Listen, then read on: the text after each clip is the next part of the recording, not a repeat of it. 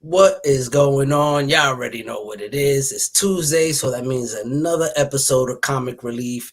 Let's get it.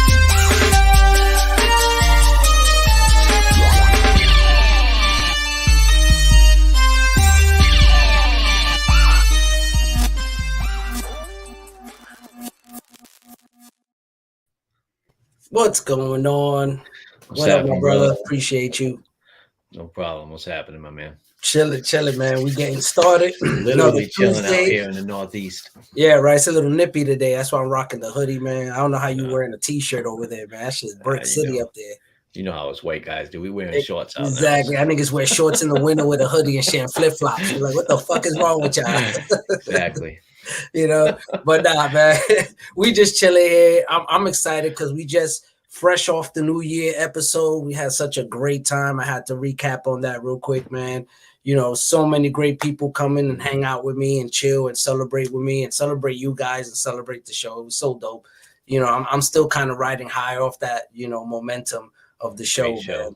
Yeah, man. It was great, man. Great. And definitely, man, I saw when I came on today to, you know, work on the episode here, I saw the show and it was like, I was recapping. I was like, damn, man, that shit got a lot of views, man. A lot of people came through, supported and checked it out, man. So I appreciate you guys for checking out the replay. You know, thank you so much, man. That was dope, man. But yeah, brother, chilling. How you doing, brother? Happy Tuesday, man. Happy good, Tuesday. yes. You know what I'm saying? Salute to you. Definitely salute. You already know. I know we starting early, but cheers to everybody. Yeah, you know how it is. I know we gotta say what's up to the chat, but we'll come back to that. We'll come back. Let's say what's up to the chat real quick. You know, let's see who's in here hanging out with us. Shout out to everybody that's hanging out with us, actually. Unruly Simeon, salute my brother. Peace. You already know. Of course, we got the homie Lord Chucks. What's going on, homie? Appreciate you. And, of course, we got another player in the game, Big John. What's going on? Look at that. You have my computer all jumping up and crazy when I had John on. You know what I mean? And, of course, another fucking regular of the channel, Uncanny Swag. What's going on with the crazy handle? Always killing it. And we got another brother, another heavy hitter, Big Leroy. What's good, my brother? Salute. What's going on, my man? Chilling, man. We hanging out here. And we got another heavy hitter. No good. What is going on, my brother? Always a pleasure to see you in here. Of course, you already know. Justin. For those who don't know, we started this motherfucker together. So shout out to my big homie, Justin, the OG, bro. That's the OG right now. Gotta show love to your OGs, bro. And of course, we got Brandon Comics King. He's doing a lot of big things too. Make sure y'all go check out his channel. He got a lot of stuff popping off, man. This guy's like he always runs on like 150. You know what I mean? The energy, man, is crazy. Hell yeah. You know, salute young to guy you, energy. Oh man, I miss that energy, man. You know, but salute to you guys, man. Definitely appreciate you. Oh, we got Chef just rolled up in. What's good, brother? Salute to you. Appreciate you. And yeah, now we could do cheers. Real quick, shout out to everybody who's here. If y'all got our drinks, y'all already know what we're about to do. Cheers to you. Cheers to everybody. Hope y'all enjoy yourself. Y'all already know. And let's just turn it up a little bit. I'll take a little quick shot of this because y'all already know what I'm drinking. And if you don't know what I'm drinking, it's that Hennessy VSOP as usual. Get that gasoline going. I already know that's like going on 30 years in the making, man. My liver is like, when I drink that, my liver's like, oh, you again? Back again. Like, you're back? Really? Again? You know what I mean? That was quick. Oh, shit. Hold up. Salute, my big brother. Gorilla salute, man. Look at that. And I'm always rocking gorilla wear. And today I just don't have any gorilla on, bro. Salute to my big brother is the truth, man. Salute, man. Know this brother. It's one of the great brothers. Doing a lot of great work for the community. He lives out in Delaware. He's doing a lot of stuff for Delaware. And this brother is he's amazing, man. He's just amazing. He's a beautiful brother. He does so much for the community, so much for our people. So thank you so much. Is the truth, man. Love you so much, brother. You already know, Bobby. You already know. You know what I mean? We family. We go back like, 15, 16 years, man, putting in that work. We got locked up together. That's how you know. We got locked up guys doing community work. You know what I mean? We was those guys on Wall Street, on the Brooklyn Bridge. Yeah, we were on the front line though. You know what I mean? A lot of people don't know about that. We were on the front line. We were like literally like going head to head with police. It was dope. Anyway, back to the subject. Shout out to who else we got in the building, man. I see, Big Comic Forge. What's going on, man? We got Pressable Defects in the building, brother? Hanging out with us. And of course, we got, another brother who's a regular. What's going on, Albert? Loves comic. Always coming through, representing. We got something in the works, man. Albert hit me up. That's another thing, real quick, guys. If you have any ideas, topics, definitely hit me up, man. Doesn't necessarily mean you have to come on the show to do it, because I've had people tell me, hey, I got some ideas, but I don't say nothing because I don't want to come on the show, whether they're shy or don't have the equipment or they don't feel ready yet. Guys, hit me up, man. I'll give you a shout out. I'll be like, hey, the topic was by such and such. You don't necessarily have to be on the show, because if you have a great idea, some great topic to talk about that will help the community and help us like rattle our brains a little bit, please come through, man. And Albert was one of those people who hit me up today. So shout out to Albert. Got some stuff coming down next week. We're going to, tackle that topic, but I'll let y'all know next week, Tuesday, what it is. Shout out to Blue Cow Comics. What's going on, man? Salute. Thank you for coming through. And yeah, brother, we had fun that day, man. We that was a great day. We had a ball, man. Yes, sir. Big Jason, what's going on, my brother? Salute Jason, to you. What's going on, bro? What's going on, man? And but yeah, man. So we got the chat. We're caught up. Today we're talking about, for those who are hanging out with us still, today we're talking about, what motivates you to collect. You know what I mean? Like, what is it? What drives you to collect? And of course, I'm gonna put the link in the chat. I'm gonna put it in real soon. Hold on, we got Sove in the building. Sove rolled in. Hold on, we gotta say what's up to Big Sove. What's going on? Salute, late, man. He need to tune up that Ghost Rider motorcycle a little bit. He's always running late. You know what I'm saying? Like, yo, brother, you need to do a tune up on that. Change the oil. Get some. I don't know what it is. But you stay running late with that, man. Flame on, my dude. Just get here. Yeah. Exactly. We got Michelle in the building. Hold on, I missed that one. This thing is like jumping everywhere over here. I didn't see it if she is, but hold on a second. I saw somebody say what's up, Michelle. Is that I'm tripping? I see Justin said what's up, Michael. Oh, my bad. I thought you said Michelle for a second. I was like, what? I didn't even see her. But anyway, we're gonna be talking about that. Like, what motivates you guys? What is it that gets you riled up? To actually spend some money on some books, you know what I mean? Because you got at the end of the day, that's what it is. We spending money on these books. So what is it that motivates you to spend money on these books? And I just put the link in the chat for anybody who want to jump in and let us know. But I'll start with Paul. Paul, I already know the answer. You know what I mean? But maybe there's people in here where pretty much everybody in here know the answer. And for those who are watching in the background, maybe not. Iz might not know. You know what I mean? Is it still in here? But let them know. Let them know what motivates you to collect comics and why. I mean, I still feel like basically my motivations now probably haven't really changed since I was 10 years old.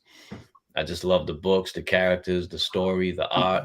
I don't really consider the financial aspect of it, other than the fact that it affects me being able to get some books. Like, we always talking, I wanted to get that book, and now you try to get it, it's 2-3 times the price it was a few years back. So right. Other than considering that aspect of like the money, it's in no way any kind of motivation for me collecting books or even keeping my books. I mean, it's just the reality of like the hobby. A lot of money got kind of flooded in lately, but my motivations is just, like I said, kind of same as it ever been, just trying to finish runs, just get books to read, like story arcs, characters I like, I still buy everything with Wolverine, that's basically it. I mean, I know my opinion from what I see, at least social media wise, especially on IG, I see you, John. I don't know how many people have that kind of motivation anymore. Nowadays it seems like it's primarily people just trying to get money, but no, definitely. I mean, you're looking at a large percentage, unfortunately, and you got guys like C-List right here, salute to you, who keeps it 100. You know what I mean? He's like 70 reading and art and 30% spec. He's keeping it 100. You know what I mean? Like that's I commend you for your honesty. You know what I mean? And that's what's up. You know, you have people who will. Oh, salute to Matt. What's going on, Matt? Appreciate you. What's going on?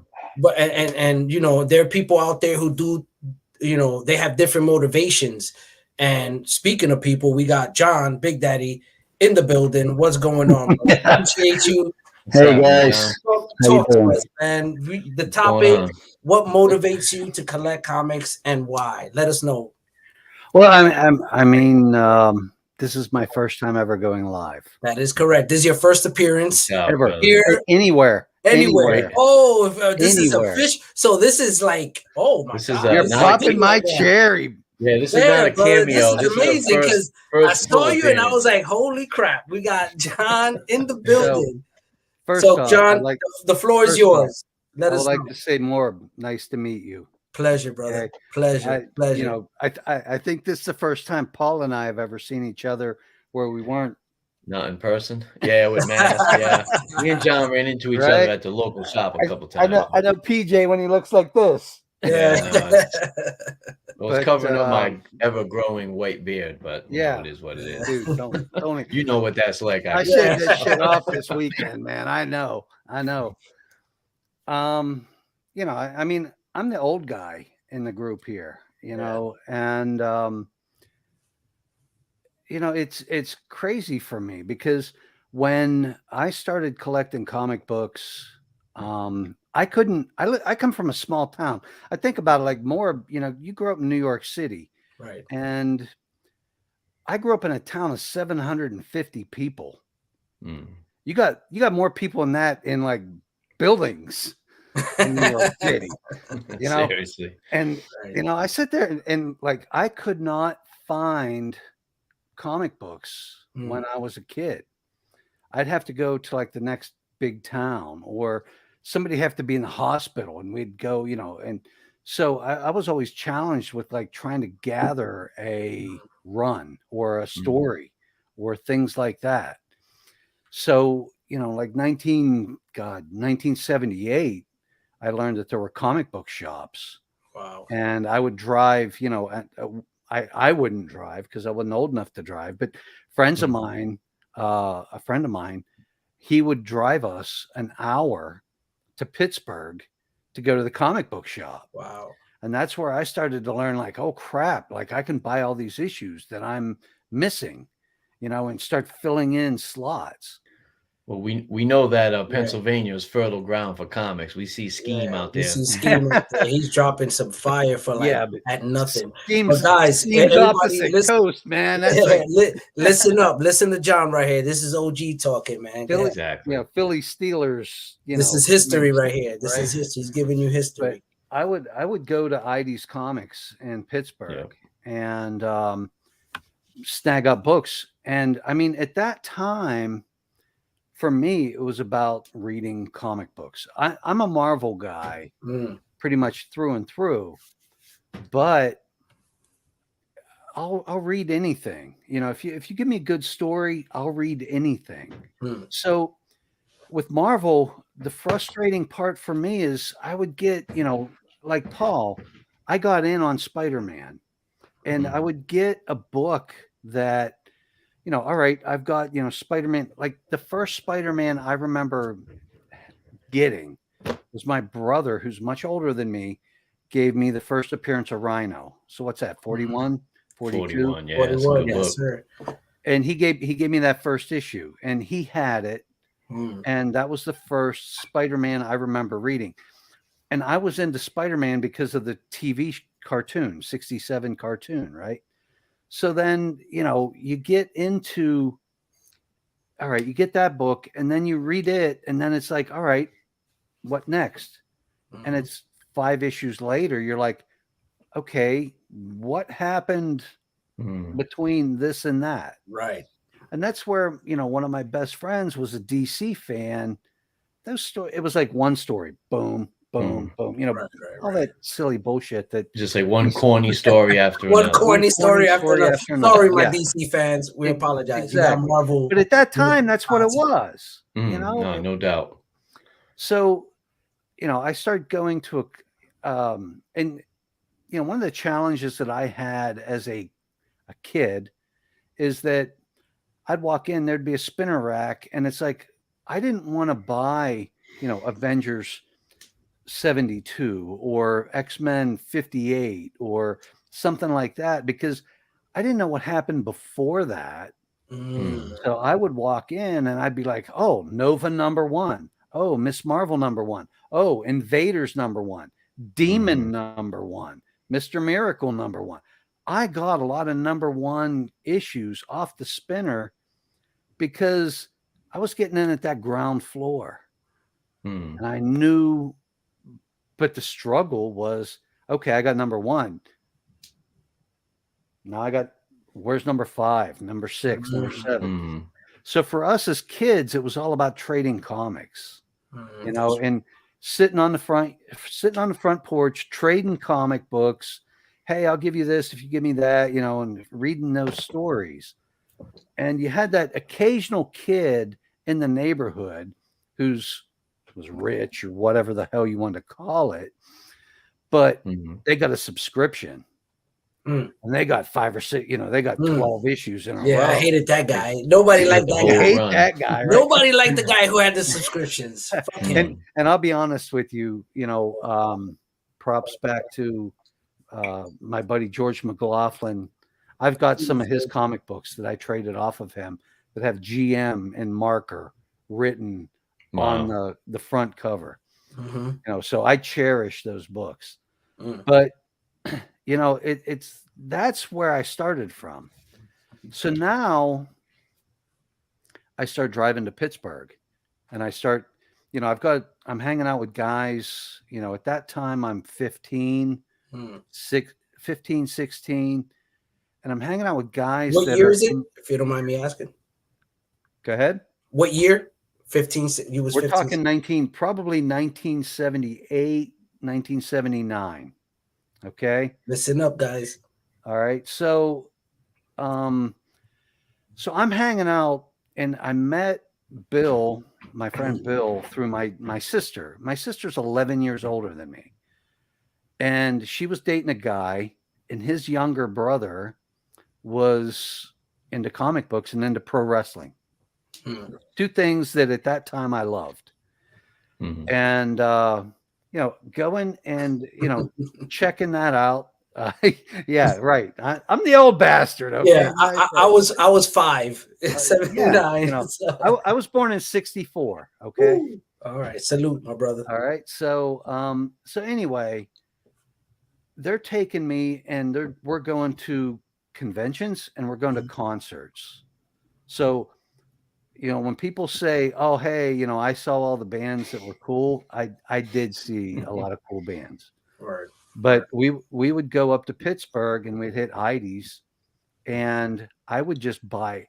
I didn't care about the how much the book was worth. I didn't care about the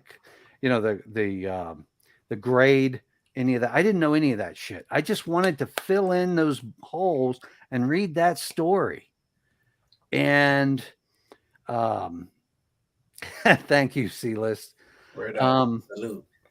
So I've still got comic books from Heidi's Comics that have 10 cents written on the back cover.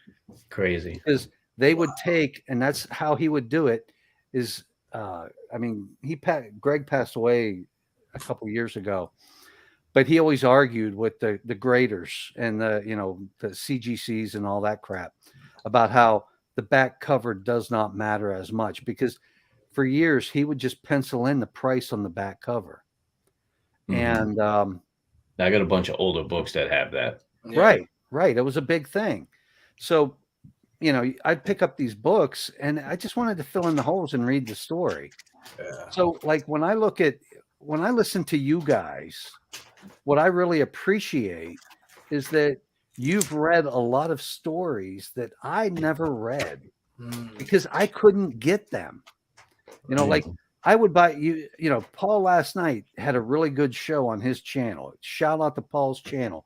Go subscribe to him right now. To that, man. Hit him up. Watch the show. That was a good show last night, and he was talking about Team Up.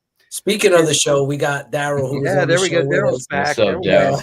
go. We By the just way, talking. guys, salute. Okay. So he was talking about Marvel Team Up, and Marvel Team Up was one of those books that I would pick up because back then it was one story. Mm-hmm. You know, so as a guy that could only get books once in a while, having one story was a big deal. It's like, oh, it was start and finished, and you saw what ended. Now, granted, there were other things that carried on after, but it was a good place to start. Mm-hmm. So, so all right, kind of back to let's get on track with the subject at hand. Now, yes, I buy whatever. I mean, here, I'll kick the light up. There's 20,000 comic books behind me, guys. Wow. All right. I thought I had a lot of these black boxes. We're I got over here about like, 20 we got of like them. 8,000. How many of these do you have now? 9,000. I am not joking. I'm worried about the floor support. Yeah, they get heavy. And guys, like real quick, like, because a lot of guys be like, oh, I got 10,000 books. Yeah, but 90% of that is garbage. But like what I know what's back there is nothing but like gold. Like no. There's some garbage back there. No, of course we all have a small percentage. Percentage. You know what I mean? But I'm pretty sure, brother, that you have a lot of stuff in there that you do it all day. You pull stuff out. I bet you have some of my old books in there. I bet. Right, I probably do.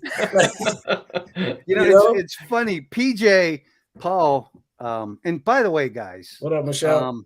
Hey, how you doing, Michelle? What's going on, Michelle? My friends call me BD. BD. Okay? BD. Big Daddy. I got that. I went back to college when I was. Hey, we don't want to know, Big Daddy. That getting personal. I don't know, man. Just I just respect you. Don't need to explain. You Big Daddy. That's all we need to know. Big Daddy. I'll tell you the story behind the name. Yes. Paul knows Bryant College. Mm-hmm. I got a promotion in 2005, and I went back to college. So here I am. 15 years ago. So I'm in my mid 40s. So you were like Rodney Dangerfield back to school. I'm going back to school. I am like learning how to dive, man. Yeah, you brought it back with that one, bro. The triple Lindy. I'm going to school with all these younger people. And this young girl who was in my class, she goes, "Hey, Big Daddy, can you give me $1?" And it stuck. She wanted to buy a soda. I got you. And that nickname stuck with me, and it has been with me for 17 years, and I've embraced it. I see it as kind of a personality, like Alice Cooper is to. But anyway, my friends call me BD. So,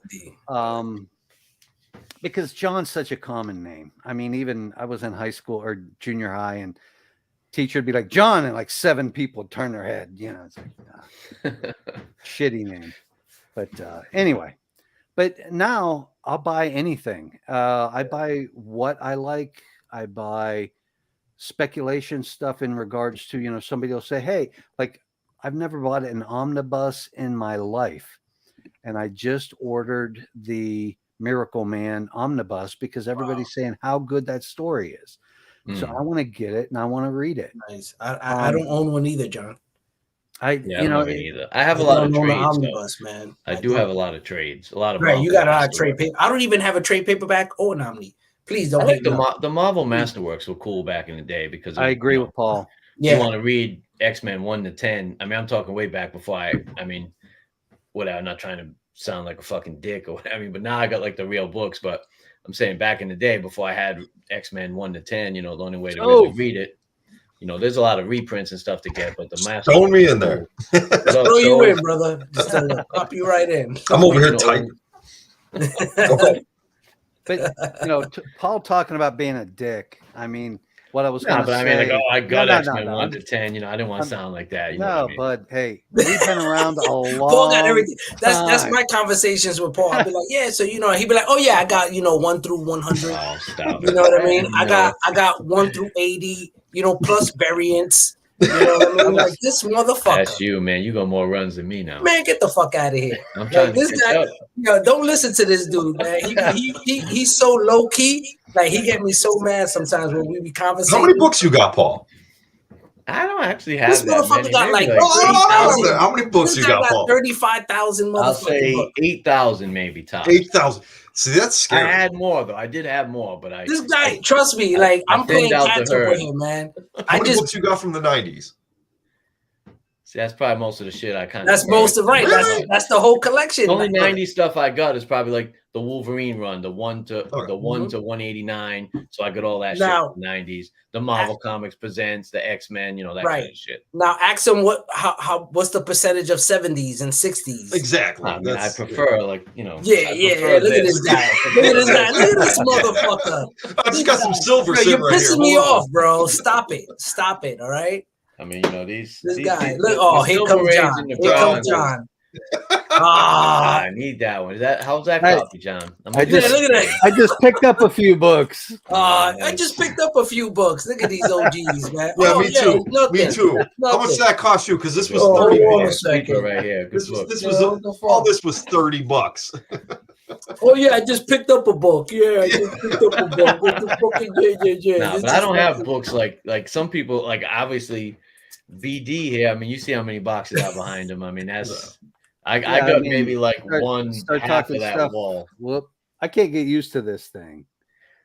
Yeah, see, You just go with it. Oh, that's awesome, man. You know, Exactly. Start- Right here. This hold my beer. Paul says. nah, You know, not like that. That's John and Paul. Every time, like we sometimes me and PJ be talking and we be like, yo, we're gonna post something. Like what happened with the Doctor Strange and shit. We're like, yeah, we'll post some Doctor Strange. Hey, you got the Yeah. run? I haven't finished my run. I haven't finished my run. This guy down This here, posted the whole motherfucker. run. And then all of a sudden we post, and then it's like him. You got Coco, you got Lima. Everybody All these posted their motherfuckers is full posting run. their whole runs. You got Big Daddy. Everybody's fucking pulling out all their runs. Listen, I keep And I'm my, like, I what keep the my finger fuck? on the pulse. I make sure, they're talking about movies. So I got my Doctor Strange on lock. I got my Defenders on lock. I got that all knocked out. Ain't nobody messing with it. I want to sit. I want to read it at my leisure. I will be honest. We're late on the Doctor Strange on that specific run. We're a little late. It's okay. We're a little late. But I'm just it was so cool though. Like me and John with Paul were talking about it. We were like, not for nothing though. It was cool that everybody just started busting out their runs, and it was just like, oh, Doctor Strange. You mean this run right here? You mean this run right here? The whole fucking this one right here. You know what the problem is though? Me and this dude right here. Where are you? Hold on. There we go. Yeah. There we go. Me and this dude right here. We're posting runs because we see you two posting runs. It's your fault. I mean, it's just you guys look all cool over here, like, oh, yo, check out all these dope books we got. We're all supposed to run. I'll post to run. We'll front. You see, that's what's dope. And real quick, to stick to the topic, man. That's why I collect books, man. Yeah, exactly. And if y'all wondering, man, I know Sov, I'm gonna give you a chance to speak real quick because I know you was waiting backstage for a while. That's why I brought you in. But that's why I collect my runs, man. Not only because I like to enjoy reading my books, and I enjoy keeping up with what's going on, with that specific title. But my whole goal in life, when I collect something, I am a true purist, completist, because it doesn't matter what it is. That's my problem, because even new stuff. And then the new stuff gets a little like drowned out because I'm still reading back issue stuff that the new stuff I stopped reading, but I still keep collecting it. No. So when I go back, it's like the new Spider-Man, you know what I mean? Like the current volume, what is that, 5? You know what I mean? Volume 5 or 6, is it? I go by year. I think it's 5 guys. Oh shit, what's going on, bro? We got the homie Of course, another What's up, horseman. Scheme? I was going to say that, though, to what John was speaking about before, about the titles were already up into the numbers 50s and 60s, right. 70s, so he didn't feel comfortable jumping in. That's why today Marvel's always rebooting and reboot. Yeah. They keep that legacy numbering, but they keep starting with a new number one. They keep starting over again, and that's my love for it. I do want to step in here and say, in Rhode Island, the Rhode Island Mafia, okay? Yes. Paul is the man. Because you know what I hear all the time? Please tell us. Hey, we've got an FF #1. If Paul doesn't want it, you're next. Oh, they hit you up with that one? That's awesome, though. See, that's what he says to me. Oh, if you don't want it, I got other people interested if you don't want it. You know, that's what he man. Always that's how you know you're that guy. You know, what up, Steve? But going back to it, like back to the topic, guys, I think for me personally, I think that's the biggest thing for me because I have to continue a run. And unfortunately, like, you know, I was collecting Spider-Man. Like, that's why I was trying to make a point where I stopped at like 50. But then now, you know, I still picked it up. So I'm like 40 plus issues in that I haven't even read yet.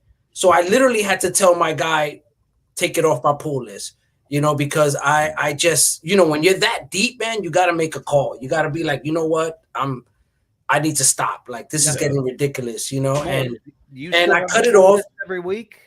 Yeah, every week, man. It was in my box. Me too. Yep, I would pick it up, put it away, bag and board it, put it in the box, and I'll be like, you know what? I'm gonna come to this. I'm gonna come back to this. I'm gonna come back. But then I'm over here reading Tales to Astonish. I'm reading, you know, all these other stuff, and I'm just like stuck on Fantastic Four, and then, you know, and I'm just not focusing on all the modern stuff that I'm collecting. But I feel obligated because I'm a completist, so I feel like I have to continue getting these books, and that's the only reason, guys. Like, I don't care about the value. I don't give a shit about what it's worth. I could care fucking less. Like, that doesn't drive me. Like, the money does not drive me. What drives me is having the book. Like, knowing like I have it, I read it, I got it. It continues what I'm trying to complete my goal. And that's something that I see that a lot of people don't have a lot in this is goals. You got to have a goal because your goals never finish. You start one goal, move on to the next goal. You know, then you move on to the next goal. You know, right now I'm on my Doctor Strange. You know what I mean? I want to finish my Marvel team up finally. You know, I want to just wrap these things up where now I can move on to the next one, then jump on Defenders or Invaders, you know, and move on from there. But I think for me personally that's what drives me is completing my runs, completing my story that I'm reading. You know, I want to close that chapter. You know, that's how I feel. But so real quick, I know you've been waiting. So let us know why you collect, brother. It's not just the obsession. It's It is. Let's be honest. It is. Let's just put it out there. We do have an obsession. This guy's got Soul's got a complete run of distributor paint books. Not yet. No, that's not an obsession, though. That's what I'm working on. Please do not confuse that with obsession. He got every regular run. He got the UK run. He got the German run. He got the distributor ink run. It is not an obsession. Never. Don't ever say that. So you asked Paul, how many books do you have? I'm just about to crack 11,000. Just about to crack 11,000. No, honestly, what keeps me going, what I get out of this hobby, first and foremost, out of anything, is the story. All I care about is what's going on. I like to grab an old run and just plow through it. I like to keep up with my current books. You know, I'm reading all types of titles. What we got? You know, actually, I'm not reading this anymore. This is trash. It's awful. Donny Cates sucks. Miles Morales, Spider-Man. I'm planning out my current runs for like my retirement. Like, that's when I'll read them. Like 20 years from now, like I'll read my current. Yeah, runs. I mean, I'm buying Spider-Woman. Oh, awesome. Philadelphia. I heard that's a great run, man. I'm like, oh yeah, Department of Truth. I'm collecting that. I like reading. I haven't read since like issue 10. I got like Like you guys, you all see me wearing the Philly hat. That's not. I don't follow Philly. I couldn't name one. I couldn't name a baseball player, let alone a Phillies player. Same here, brother. I wear a Phillies hat just because that was my nickname. I was, Michael Phil. I know wear the hat because I'm getting some glare here. Yeah. No, I wear the Yankee hat because I was born and raised next to Yankee Stadium, and I went to a lot of games. But I'm not. I can't tell you stats or averages. I don't know. I can't tell you sports. But I was born, I don't do sports. I don't do TV. I don't do. I don't do. I read comic books, and then when I'm done with that, I read comic books. For me, it's always comic books. Where y'all might have some side hobbies and things you're interested in. When you're done and we're done talking comics and you want to talk about this, I'm just going to stand there silent, waiting to talk about comic books again. I mean, it's my jam. I really enjoy love, Yeah, it's so what I get out of these stories is what motivates me. It's what keeps me moving. It's what keeps me interested. I always, that's my TV. I'm on the edge of my seat, waiting to see what's going to happen next. What's going to happen to Spider-Man? What's the new book that's going to be coming out that I'm going to get to enjoy? The new She-Hulk. Holy crap, what a great book. Awesome book. And that's like, when that happens, it lights me up inside. It makes me feel so good enjoying these things. I'll be honest with you, the thrill of the hunt, I'm not a thrill of the hunt kind of guy. That just gives me anxiety. Really? I need right now, man. Marvel Comics presents. Really? Really? You don't get out of here, John. You too? Yep. Oh man. Yeah. Oh really? Like that for me? That's what drives me. No, man. I need Marvel Comics presents number 1 and number 79. Oh, and I'm done.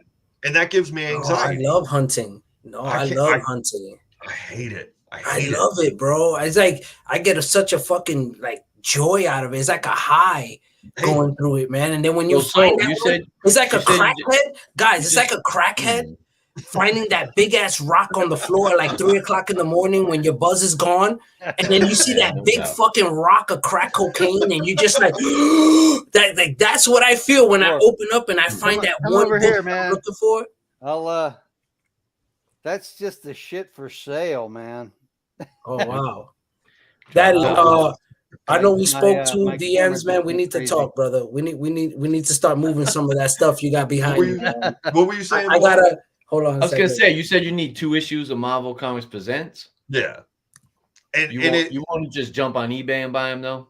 No, I like to buy my books in person, but if it comes, you don't like to hunt, but you don't want to jump on eBay. I mean, what do you want? The books to fly out to you? What the fuck you want? It's one of those. I'll look for them at the next convention, and I'll try to find them. What numbers you need? I need issue 1 and issue 79. 79, and then I'll have the next issue, right? Yeah, it's that one with the cool cover. Yeah, for some reason it became expensive. He's got the Cerebro helmet looking whatever thing. Yep. It's it'll pop up. I'll come across it at my local. I've passed on issue 1 in the my shop's got the expensive stuff. Long boxes next to the register. That book's in the expensive stuff now. It's like $10. Yeah, yo, shout out paying $10 for it. Shout out to Albert. Yo, Albert, not for nothing though, but them Playboy books, that was that was kind of funny though. That was kind of funny. A lot of money on that in high school, man. You know what I mean?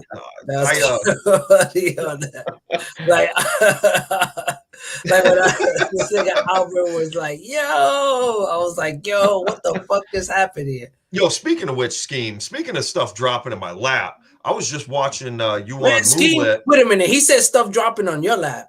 Please. No, I want stuff to drop. Oh, I was gonna say the Scheme is be coming out with shit you be paying fucking Blade first appearance, freaking a 6.0 for $50. You know what I'm pissed about? He's bringing out Hell Rider. I saw you two and Scheme on Michelle's show, and this dude's over here pulling out Hell Rider #1. I'm like, dude, shut up! Just stop talking about it. Let me get my copy. Stop. No, don't blow it up yet. Right, exactly. Give me 5 minutes to secure my copy. That's how we feel. Trust me, we say that shit all the time. It's annoying because for some reason, we have great instinct or we just have bad luck that when we talk about something, me and Paul be like, yeah, we need to work on this. We need to get this. What you got? Oh, I'm working on this. I got to get this. Then fucking like 2-3 weeks later, I'm like, yo, bro, why is this a fucking key right now? And it's the one book I'm looking for. Listen, why is it a fucking? Why did it become a key right now? You know what I mean? Like it was $50. Now I gotta spend $300 to get it. If you want to know what's going to be a hot what book, you got there, John? Oh yes, there you go. Okay. The next time I see him, you know, I was gonna say those books have been collecting dust at this point, but I do still need them. So. No, they're just sitting here, and they're here. Hopefully, I'm going. Hopefully, I'll be able to hit the capsule tomorrow. We'll see how my work goes. I guess. If you want to know what a hot book's going to be, check my previews. Every time I drop a book from my list, boom, blows up. Black Panther 1 and 2, drop 3. Book blew up. Years ago, Miss Marvel, Miss Marvel, right before Kamala Khan came out, I got issue 1 through like 13. Boom, Kamala Khan comes out in issue 14. Whatever the next issue was. Every time I drop a book from my list, it blows up. It blows the fuck up. Every time. But actually, that actually wraps back around to the subject of the show, though. Technically, you stopped reading it because you didn't like it. That next issue blew up. But who cares if it blew up? Who cares? Right. At the end of the day, you were mentioning, watching stuff. Yeah, no, I get you. I can help you. And don't get me wrong, like we're human about it. Like I'm gonna be transparent. Yeah, this just how you felt, where in the sense that you're like, oh man, like I ended it and that was a great book. It has some monetary value in the sense that, but it's not really the monetary value that you missed out on. It was the fact that you stopped. But the reason why you stopped is what Paul said. Yes. You just wasn't feeling it no more. And that should justify the JOMO. You know what I mean? And that's something I'll never go back for that first Kamala Khan. Because if you read the 12 or 13 issues before it, that book sucks. I gave that book a year. It never got good. Why am I going to go back and buy an overpriced book and then what? Keep reading a bad story? Right. And that's like to me, I collected Miss Marvel, right? And I pretty much have the whole run. But the reason why I did it, it was because of nostalgia. It was because my brothers got me into it. Yeah. And that was he started the run. So I kind of finished it. You know what I mean? So that was the only reason why. It was part of nostalgia for me. You're talking the original Miss Marvel run? Yes. From the 70s? Oh, Yes. So he started, that's how I got 1, 2, 3, 4. It was because he started it, I got it, I inherited it, and then I continued the run and I finished it. So I'm that guy, because once again, it was just the completest in me where I felt like, I tried to read it, it was crappy. But I did enjoy the some of the issues. I enjoyed the whole Mystique run. I enjoyed the whole, I there were certain issues that I did, was like, oh, this is okay, but it wasn't enough for me. If it wasn't for my brother starting it, I would definitely not give a fuck about it. It's not something you know what I mean. It's not something that would have been on my radar, But that's the only reason why I have it and why I finished it.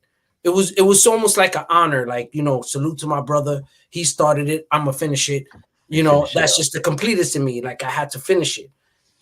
But at the same time, it was like I don't give a fuck about Miss Marvel. You know what I mean? I do enjoy the fact that the original Miss Marvel. When you're talking about Carol Danvers, right? Not Carol Danvers, Rambeau. You know what I mean? I'm thinking. Rambeau. Right. I'm going back. You know what I mean? That's the original to me. That one that's the one I revisited because of Carol Danvers. Yeah, I revisited. I went back and picked up all those issues and started reading it because that's what, when I looked into it, I was like, oh, wait a minute, she's not the first one. And I went back to the first one and I was like, oh shit, that's a sister. She representing. I was like, yo, that's dope. You know what I mean? But it's a great annual though. Roger Stern, John right, and that meant a lot to me from coming from an inner city. It was like, yo, that's dope. When you see those things, you're like, yo, that's dope. Because you have somebody who represents you, to a sense. You know what I mean? To a form. So it's cool, But at the end of the day, it had nothing to do with me actually caring about it. John, what's up, brother? Morb, one of the things that I wanted to touch on as we're talking through this subject. I know, you. Okay, first off, I mentioned earlier, So I've got Paulie. about 20,000 comic books. Yeah. I've got, I don't know, I've got 4 boxes of graded books. So we're talking what, 400 maybe? Oh wow. Okay. It's a lot of So I grading. think you need to get off the channel. Goodbye. See you, John. Yeah. It was nice knowing you. No, that I'm just I can kidding. crack. Okay.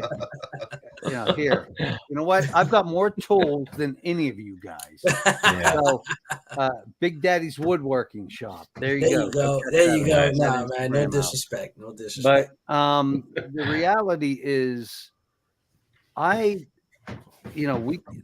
part of the subject of tonight's talk is, the whole money aspect of it. Mhm. And one of the things that I want to throw out there is, and I've thrown up a couple things like in the live chats and stuff, Matt, and Morb responded. But my daughters, I've got 2 kids, okay, 25, 29 years old. Okay. Mhm. Neither one of them has any college debt. The 25-year-old bought a house, paid it off, sold it, and is sitting on that money looking to buy another house. Why? Okay. And the answer to that question is Paul probably has a couple books that he bought from Time Capsule. Not if they were slab, but okay.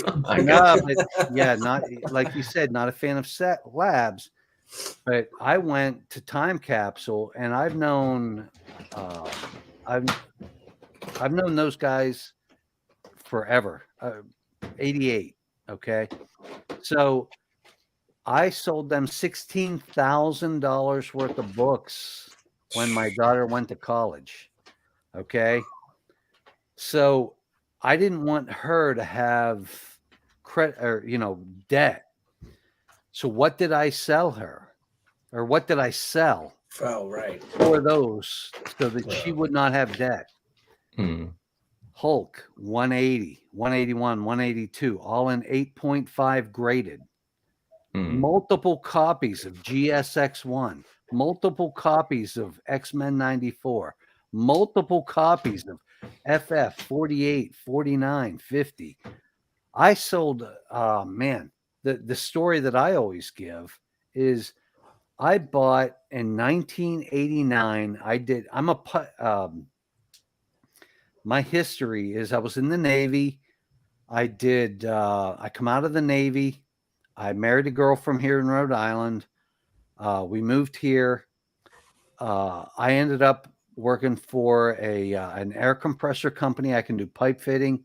So I took. Are you a pipe fitter? And yeah. And I took and was doing pipe fitting. And I did a pipe fitting job for my father-in-law. Yeah, I can weld, bud. Thank you.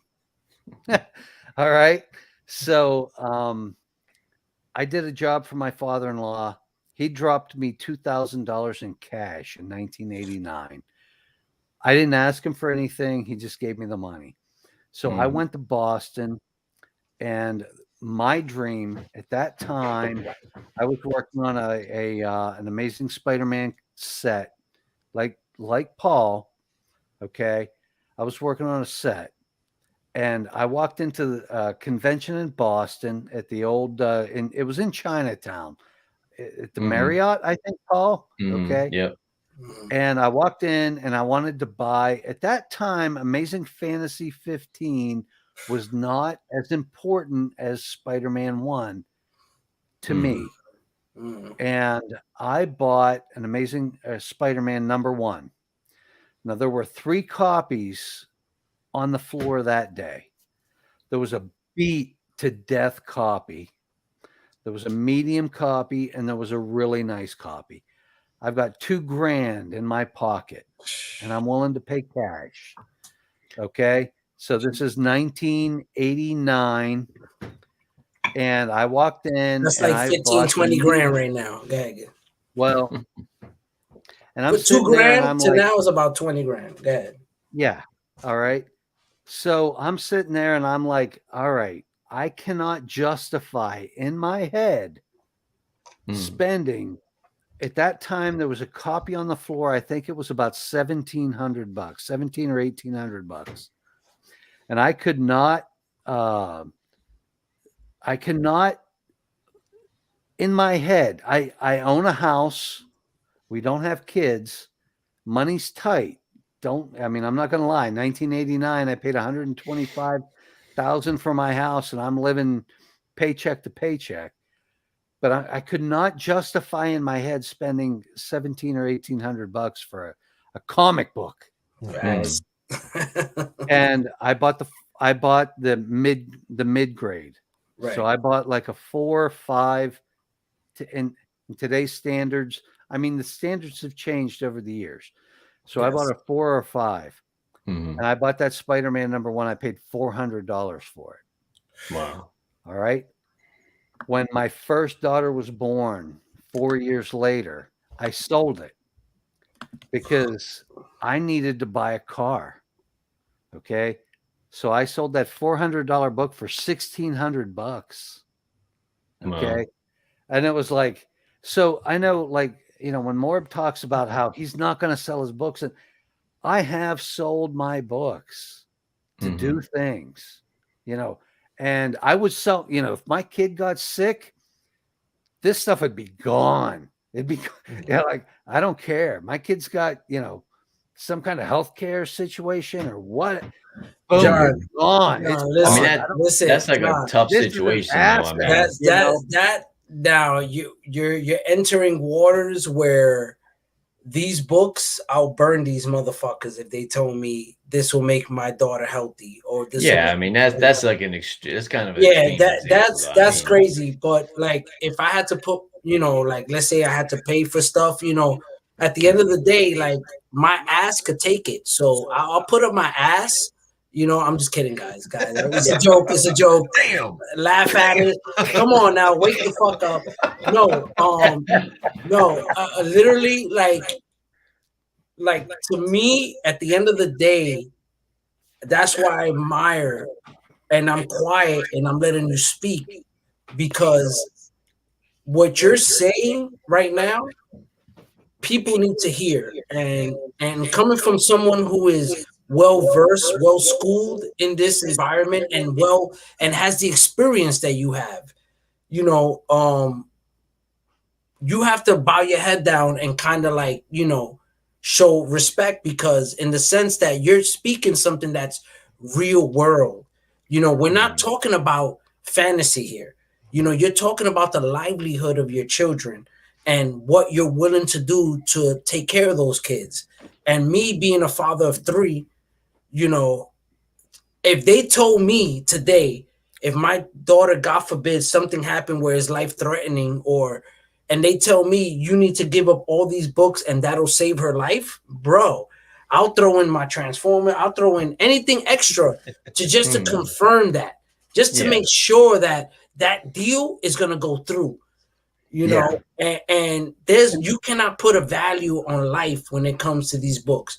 And I commend you. And that's why I'm quiet. And I want people to listen, because what you're saying is so important right now, that there are people out here that will do the opposite of what you did. They will do the opposite. They would put their books and they would put their collection in front of their own blood and children. No, that ain't gonna happen. So I commend you for that, John. You know, and I know that in the past I made comments joking around, you know, my experience and stuff, you know, but that's just bullshit for the show. But no, honestly, man, that's real. You know? And, you know, I've thrown that out there to you. And, you know, I think there was a conversation a couple weeks back, and I said, yeah, but what about, you know, healthcare? And you said, you know, I've got good insurance. I told you that. Insurance. Yeah. I'll say right here. You know what? Sometimes that doesn't cover it, man. It doesn't, man. You know, I've got friends, you know, I've got a lot of friends out there, you know, that just don't have that. And you know, I mean, today at work, both of my daughters don't have any college debt. You know, I mean, imagine being a 25-year-old kid with college, that has a college degree, that has no college debt, just sold a house and has, granted, my kids, she was smart. I'm not going to lie. Humble brag. Okay. She got engaged. She was like, hey, you know what, Dad? They're going to charge me $1,500 a month for rent because of my dogs. So she goes, I'm going to buy a trailer. So she bought a trailer, a brand new one. And she paid that off in 3 years, 60 grand. Okay. Then she sold it for 85. I had to put that in there, John. That's okay. Daryl, hey, you know what? You know what he's saying right now. That's all you got? 30? 30 copies, 30? Bro. You better have a whole box, bud. That's enough to get you like 3 issues today. I know, right? 3 modern One thing I want to issues. say though, in relation to all of this stuff, even John talking about he bought the Spider-Man one for $400, he sold it for $1,600. Like, but still, as far as the topic of the show, your motivation for buying that book back then, it wasn't for like financial gain, right? You just wanted the book. No, I'm assuming. I wanted that book. Yeah, and then it just so happened you sold it later. He's like, I want that motherfucker right now. No, God damn it. all these like books or whatever, like they're worth. Look at this guy. Like, I knew he was about to pull books out. I saw it in his eyes. Because I'm just saying, some of it is like, the books are worth money, so we're gonna sell them, and it's like, look at this guy. Yes, in like an emergency, if I was like in a pinch or something, but never was my motivation for getting any of these books. No, we're grateful. By money, you know what I'm saying? We are grateful. We are grateful that these books have some type of monetary value. It's cool, because but that's now, not like, for those who didn't give a fuck about it, could kind of like fall back on it, and look at it as like a cushion, an emergency cushion that we could depend on. I feel like that's different than a lot of these people today who would, it just seems like they're purely in it for the flip. They're in it for the bread. They got no love for it. But let's also face it. I mean, we're collectors who enjoy the books. We like what's inside. We take something from it, and that's we kind of all agree to some extent that that's our big driving factor. Right. And we also, I think you guys will agree with me with once I buy a book, if I buy a bigger book for this price, as long as I feel that's what it's worth to me, am I willing to sink that kind of money into it? Okay, now I've got it. Here it is. Here's my book. I paid for it. Like, I don't care about the value anymore. Somewhere back here, I still do. Yeah, but I don't care because no one wants to spend $100 on a book and then it's worth $10, Yeah. To me, once I got a book, if I spent $1,000 on it, once it's mine, I don't care. I really wanted the book more than I wanted that $1,000. Right. So something I've always said, Paul knows this, John, I know you know this too as well. Listen, when you're talking about a Silver Age book, a back issue book, which is something that we all crave for, we all need them because we need to finish these runs. These are classic books. You're talking about preserving history. So if that book means that much to you, I don't give a fuck what you paid for. Obviously, if you paid a ridiculous price, it's like, come on now. You could have waited. You could have found that account. But if you overpaid like $50, $100 on the book, but that's a book that you felt like I fucking needed this. I needed it to finish this so I can move on with my life. This is one of my goals, and I'm going to read it. I'm going to continue it. It's okay. I never had a problem. I would always say that if you overpay for a book that you have no intentions on selling, flipping, it is only purely because you enjoy the book, you want to have that book, and the satisfaction of owning the book worth more than what you paid for it based on its value. I'm okay with that. There's nothing wrong with that.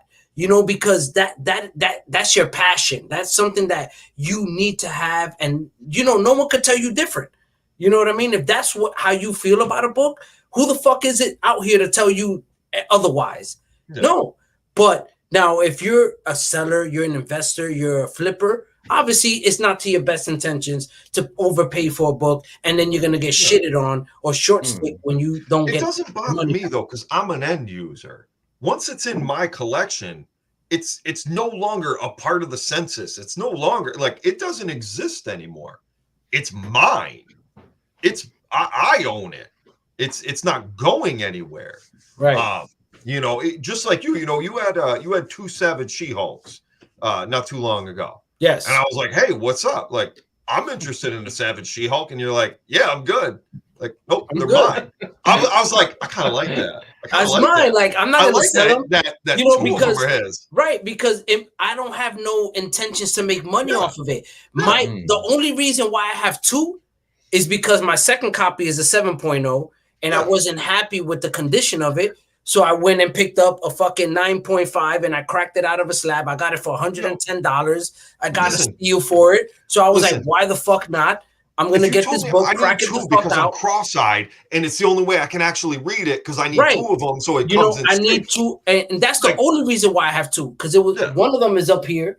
The other one is in the box. You know, 7.0 is on the wall. Spotlight 5s. You know, I need those. I need those in their mind. Anybody with green skin, if you got green skin, I'm gonna own you.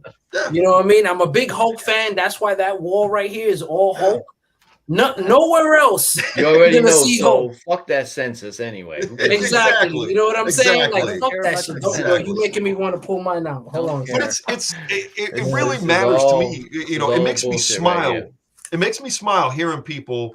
You know, they bring these books home. And they mean something to them. They care about what's inside, what's outside. Right. You know, all of it. Fuck that. You know, sharing it with people. That's what's having important. the story to tell about it. Right.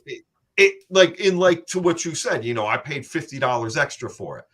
Yeah, but look at you go. Look at you go with your book. Like, you happy, you content, you satisfied. You filled that hole, that gap. You know what I mean? That's what's important to you. Amen to you, man. John, what's up, brother? Let me ask you guys something as I'm listening to you. When you go out and you're looking for a book, what grade? Because that's what we're kind of talking about, right? I know I like nice looking books, but what grade is like your minimum? It depends on the year. Depends on the It depends on the year. The older the book it is, I'm more lenient. You know what I mean? So if you're talking about, so let's talk about a book. Let's remove the high end books. I mean, look, I'm sitting here and I've got the money, and look, I'm blessed. I will sit here and say I'm blessed. Hell yeah! After Christmas, I bought a $6,500 collection. Okay. Wow. I dropped $6,500 and I bought a collection. That was local? Yeah, 19 boxes. I overbid. Wow. I overbid the local shops. Okay. Mm-hmm. Because it's for my collection. Okay. I needed a 129. I needed a 121 and a 122 for my Spider-Man collection.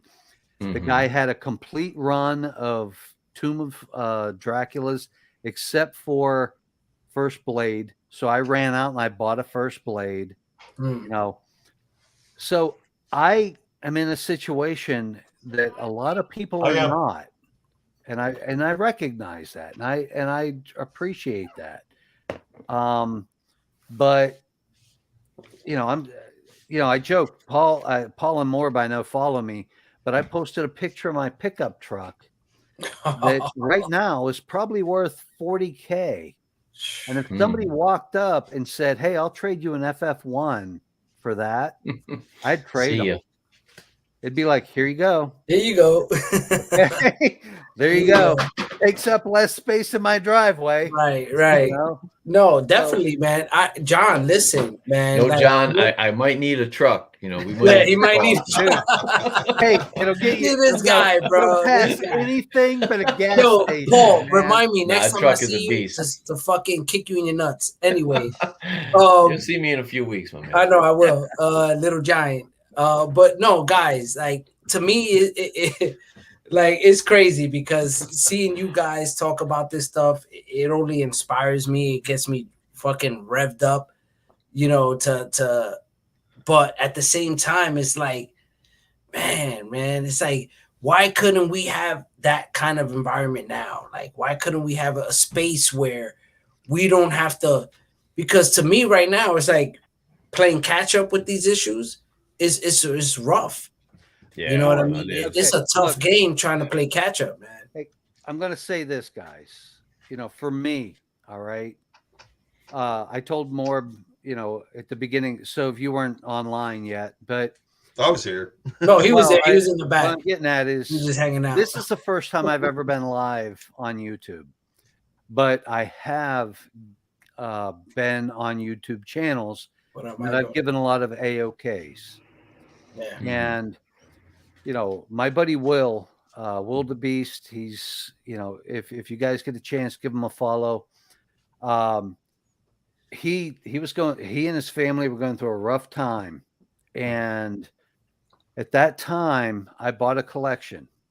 I was lucky. I bought a collection from a friend, got a good, I paid the guy fairly, okay, but Will was looking for an ASM 300, and he's like, I'm never going to get that book. Okay. That kills me. I just cannot afford it. And I got that book and I just sent it to him because nice. The reality of it is it cost me what? $2-3. No. Right. Okay. From the aspect of things, it cost me $2 or $3. That's what you was focused on. I'll get another opportunity. It's not a great copy, okay? But the reality he's looking at is like, I'm never going to get this book. Right. Okay. It was well read, spine ticks, all of that kind of crap. But he's like, I'm just never going to get this book. At that time, he was 14 years old. I'm like, dude, if this is what you need to fill that hole, here you go. Yeah. So it's like I get more joy out of giving stuff away. Morb and I were talking a while back. Yeah. I've got 2 copies of Tomb of Dracula. Number 1. It's like, okay, Morb is never gonna get a Tomb of Dracula 1, by the way. I'll give him a Tomb of Dracula number 1. You know what? If that's what makes him happy, hold on, John. What makes me happy is Morbius not having a Tomb of Dracula number 1. That'll make him happy. Like, I'm missing number 1, number 10. That's it. Yeah, That's all I'm missing. That's all I'm missing. It's okay. I know Morbius's hunt list. It's okay. It's all right. I'm fine. I could die happy, never completing my Tomb. You know what? Yeah. Fuck you. Fuck you. Seriously. You and Scheme and Soul and all the rest. Hey, whoa! Hold on. Let me just clarify. Hold on. I think I got 3 issues of Tomb of Dracula. So look at this motherfucker. Yo, 3 number 10. I got issue like 29 where I thought you had the whole run, bro. Tomb? No. Hey, John, you ever been to the comic shop in Central Falls? I can't think of the name of it. It's on nope, Broad Street. I'll tell you no. Anyway, Scheme, don't get excited either, bro. They had a Tomb of Dracula 1 in there. I was trying to copy looking like 9.0, motherfucker. I got 4 issues. You got 4 issues, yeah. I got 4 issues. So you're doing way better than me. So Morb mentioned that he had a bunch of X-Men issues.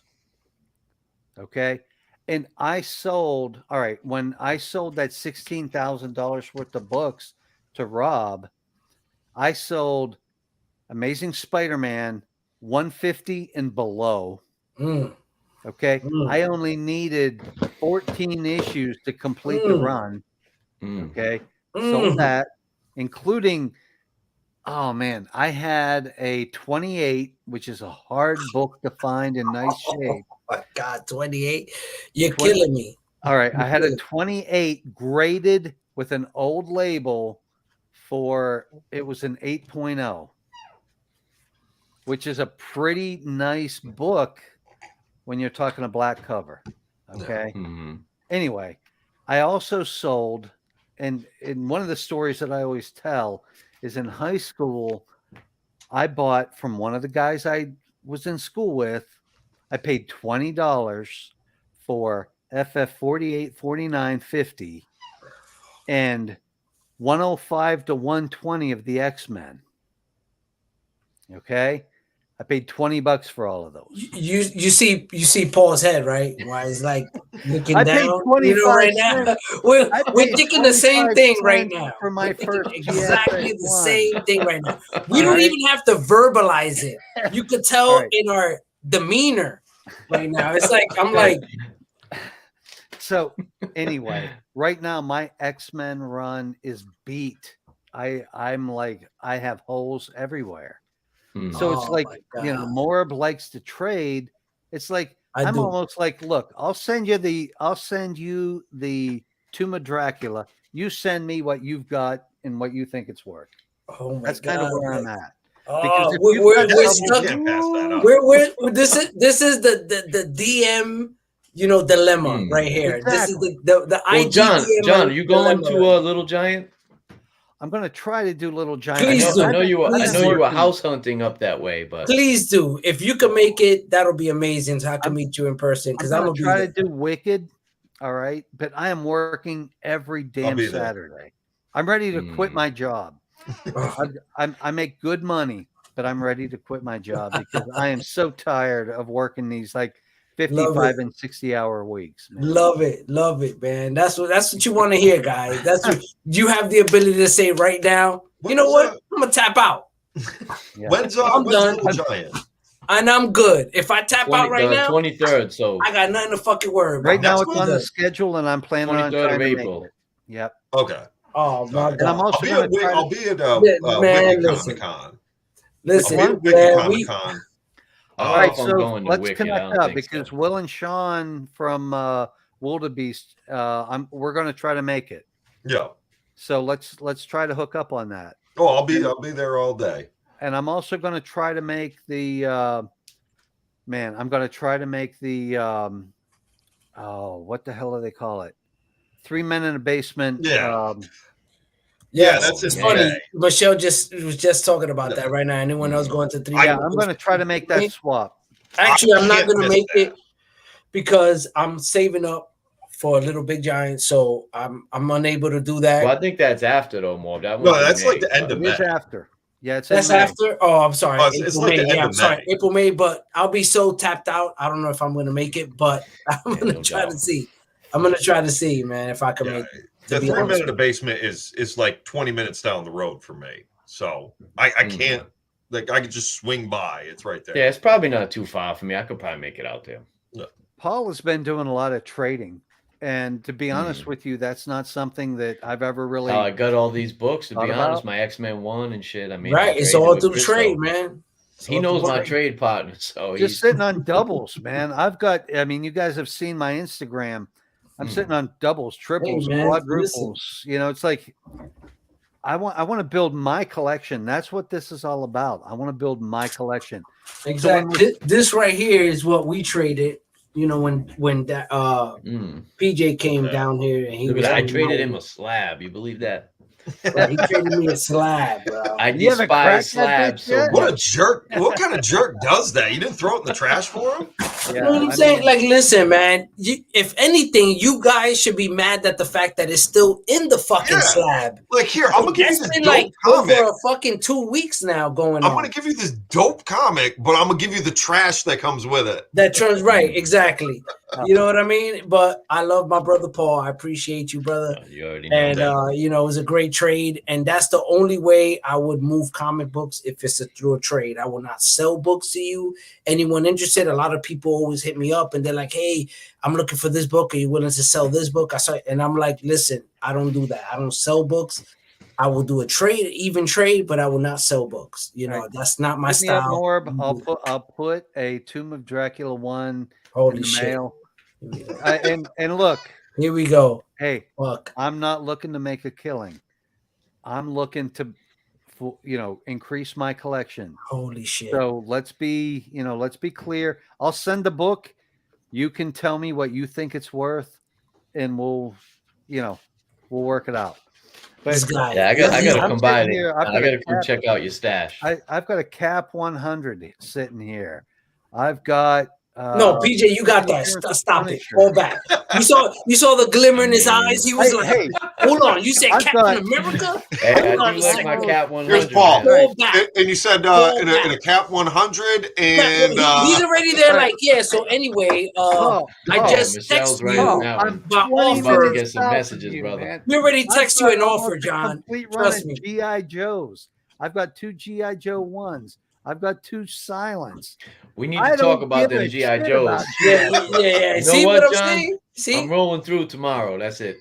John, you seem to have one of he can everything. do that. He lived like 3 blocks away from John. That's not fair, your- bro. I'm like 4 hours out. Come on. While you're at this, what's No, your John lives Ghost on the Rider nice Mark side of Rhode Jewelers Island, looking but he's like? not too far away. I've got a TMNT 1, 3, and 4 I need to get rid of. What's your Ghost Rider Mark Jewelers looking like? What? Say, repeat that again, John. You said that? I said I got a TMT 1, 3, and 4. I'm sitting on that. Oh, I'd like to flip at some point. You didn't buy that But Turtles from the capsule, did you? The number 1? Oh, they're all encapsulated. No, I mean from the time capsule, though. From the time capsule, he meant. Because I remember Rob had a number 1 on his wall for like He did 28K. Rob. Yep. And you know what? John, what you looking for that number 1? I could have bought that book. Yeah. I could have bought that book. I wish I had 28K to spend on books. You know what? I'm sorry if I've got my eye. I don't know if you know him, Paul, but I've got a friend, John, who when I bought my Amazing Spider-Man 1, he bought an AF-15. Mm-hmm. I've got my eye on that book. It's raw. He's in Chicago now. I was ready to offer him $50K last year for it. Okay. I don't know what that book could go for now. John, you said you had Teenage Mutant Ninja Turtle number 1, right? Yeah. What print is it? First print? It's a third print. Okay. It's a nice looking third print. What's the grade on it? I know you said it was encapsulated. 8. 8. It's a graded 8. What you looking at? Well, DM me. Yeah. But you were No. No. The reason why I'm saying this is because I own number 2, first prints, all the way up to 58. Yep. And I'm missing my number 1. And Paul knows that since last year I was looking for a number 1 third print. I cannot afford second or first print. I will settle for a third print.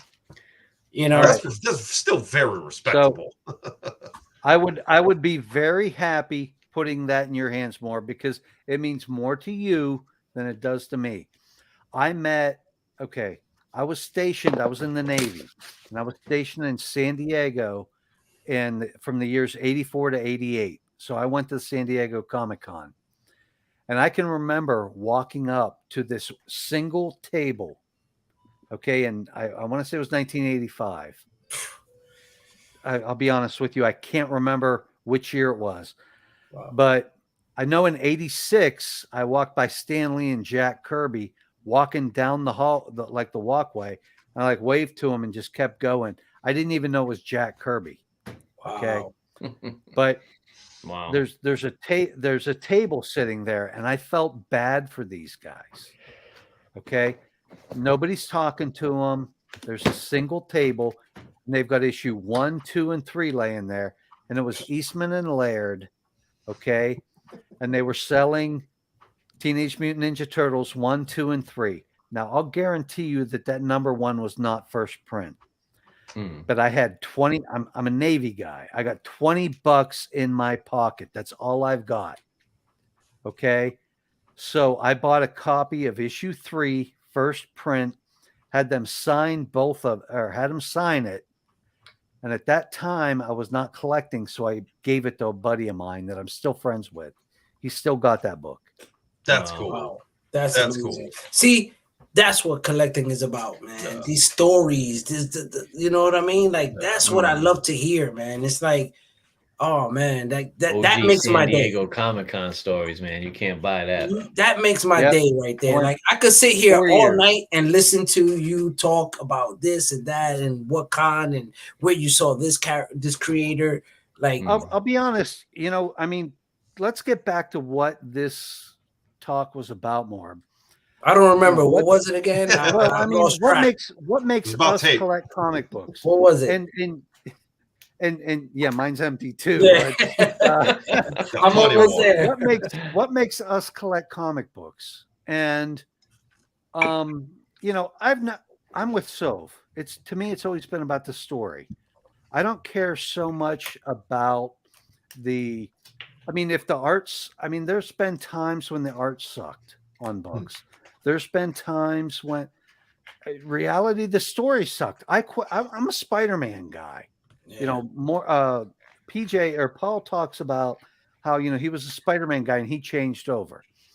Right. I was a Spider-Man guy because, you know, I could identify with the fact that he was getting his ass beat all the time. He was getting picked on. He was getting all that kind of stuff. He was a real character to me. He wasn't Superman that nobody could beat, you know, touch him. And so as you know, we get into this kind of stuff. That was what got me into comics. Now, you know, my tastes have changed. You know, sometimes it is about the money. I look at these as assets. Yeah. Okay? I love having comics. I'm always on the hunt to complete a run. I just finished Submariner. Okay. Nice. And right now I'm trying to finish. Awesome. I'm trying to finish Demon. Great run. And there's one book that is like just killing me. I cannot find that book without paying money for it. And it's like I keep looking. You know? That's usually the trick. Right. And that is it. You know, not to cut you off real quick, Paul, stop looking for books. Go ahead, continue. No, I'm putting some books away. No, you see him, right? He's like trying to, like, you know, as I already know he's gonna pull something out on me. I mean, I'm just trying to put them away. There you go. I already know this, man. Right. Paul, do you remember when oh man, what the hell was the name of it? There was a comic shop in Cranston on Reservoir Ave. Right about the it wasn't Dragon's Lair. Before that, it was. Oh yeah. Yep, I know what you mean. All right, so I did the woodworking. I did the shelves for that guy. Okay, nice.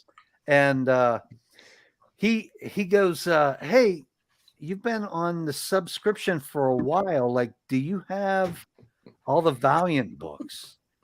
And I'm like, yeah, I've got like a complete run of Valiant books. So we're talking the early 90s. Yeah. Right. Yeah. I said, yeah, I've got a complete run of Valiant books. And he goes, everybody's scrambling for them. Are you interested in selling them? Yeah. And at that time, they were worth money. You know, I mean, people were looking for them. This is the I forget the event that, you know, was big and Valiant. But I'm like, yeah, I said, I'd be interested in letting them go. I said, I've read them. That's what I wanted to do, is I wanted to read them. I said, I've read them. Yeah, I'll let them go. And he goes, what would you trade for me? And I looked up on the wall on the shelves that I built. And I said, all right, I'll trade you all of them for Avengers 2, 3, 4, Cap 100, Incredible Hulk 102. See what I tell you, what I fucking tell you. And I walked out of there with about 10 Silver Age books. Nice. Okay. Wow. For Valiant. And I gave them all of those. Damn. Yo, what the Harbingers come back. That was crazy. Harbingers come back. Oh wow. Yeah, and but that's awesome. That's the type of deal you do. Hell yeah, every day. Every day, all day, brother. Let's get it. There's no hesitation with that one. Hell yeah. You don't think twice about that. No, that's the passion right there, though. Like, I love hearing that. You got your Valiant books. Yep. You enjoyed your Valiant books, and something else came up, and you were able to transition those into something else and just continue the flow. Without anybody getting hurt or nobody's feelings got hurt. Everybody was happy, you know. And that's, you know, Morbius talks about flippers a lot, and I agree with that sentiment. But this is not that. That's not flipping. This ain't flipping. Helping collectors, readers, helping readers. This is the way it's supposed to be. This is the way it's supposed to be. You barter and trade, man. This is the way it's supposed to be. It's healthy. Barter and trade, man. That's the way it's all about. fuck the money, because you're not looking at the money. When you resell something, and don't get me wrong, when we're talking about John, when we're talking about sickness, we're talking about health, we're talking about our children, That's not different flipping. subject. I'm not talking about. I mean, I'm not John. I'm not referring to that when I say that. I'm talking about just based on getting a book. No. You know what I mean? Just a simple anecdote of just, I just want this book. This comes out tomorrow. This comes out tomorrow, okay? And it's supposed to be $5.99. You know how much people are already selling it for today on eBay? $10 in Kleiman. Because so when I get to my comic shop tomorrow, there'll be none of those on the shelf. More than likely. Exactly. There'll be none because all the flippers will grab them. Because Shazam is here. Yeah. Okay. What book is that's a dirty flipper. What book is that? What book is that? Yeah, but I don't even. Sorry, I just brought you. I don't even call those guys dirty flippers. Look. No, they're not. They're not. Hey, whatever sails your ship. Right. I'm not gonna say dirty flipper because to be honest, so like what John is saying, we don't want to disrespect. It's not about we want to keep it. Listen, it's not disrespect though. You call a spade though. I mean, if no, you don't really like comics, you're just trying to make a buck. Hold on a second, y'all got this fucking misconstrued over here. Well, I just wanted to finish my point here though. If you're a flipper, you're a flipper. I'm gonna call you to your face, you flipping. But I'm not gonna be like you a motherfucking flipper. You know what I'm saying? Like I'm not gonna do that. It screws me up. They fucking the game up though. A little they bit. are fucking the game up. I wanted to finish the point. We can't even argue on that. There's no argument on that. They're fucking the game up. But at the same time, I'm not gonna say or call them out on some derogatory shit because they're flipping. Yeah, you piss me off. Yeah, you flippers know you piss me off. You fucking slabbers. I'm not a big slabber. I fucking hate slabbing because that fucks up the game. You know what I mean? But at the same time, it's like I'm not gonna sit here and tell you you can't slab, you can't flip, even though I fucking hate it. Even though and that's not what I'm saying. What I wanted to make the point though, I can't tell you can't do it because there's people who pay their rent with this shit. You know what I mean? There's people who live off there, and those are the guys who are respectable. I give it that. And I know, listen, I gotta be the devil's advocate, guys. I gotta be the devil's advocate. I can't, sit here and just be like, one, minded. I cannot go down that route. I gotta be able to allow other people's opinion, even though I don't agree with it. Doesn't mean I agree with it, guys. Doesn't mean I agree with it. I don't agree with the flipping. I don't agree with CGC. Y'all already know that. I don't give a fuck about none of that. But at the end of the day, I cannot knock somebody who's actually, paying bills off this. Listen, I'm not knocking the hustle. And nobody here is ever knocking the hustle. But at the end of the day, I don't agree with it. I'm going to be honest with you. I don't agree with it. Because I don't agree with it for selfish reasons. And I don't agree with it for selfish reasons. That's just me because you're screwing me up. I'm not going to knock your hustle, but I can still be salty. At the same time. Exactly. That's my point. My point is all these people who are getting involved in it, screwing shit up, are missing out on the best part. Enjoying stories and winding up with situations like John here, talking about awesome times he's had throughout the years. And these are things I'm looking forward to involving myself. I mean, I've got the stories. I enjoy the stories. I like being a part of the stories. Facts. It's wonderful. Absolutely wonderful. So makes a good point. I don't care. Like, there have been times I'm in a position in my company where I can leave work whenever I want. I'm salaried. And on Wednesdays, I can go to the comic shop and I can stand in line and I can take a long lunch and do all that bullshit. And Paul knows, there's a Newberry Comics on Route 2. And for a period of time, I would go there and stand in line. There's a line out front. Yep. There's a line out front. And it's the same at Rob's place. Okay. Yeah.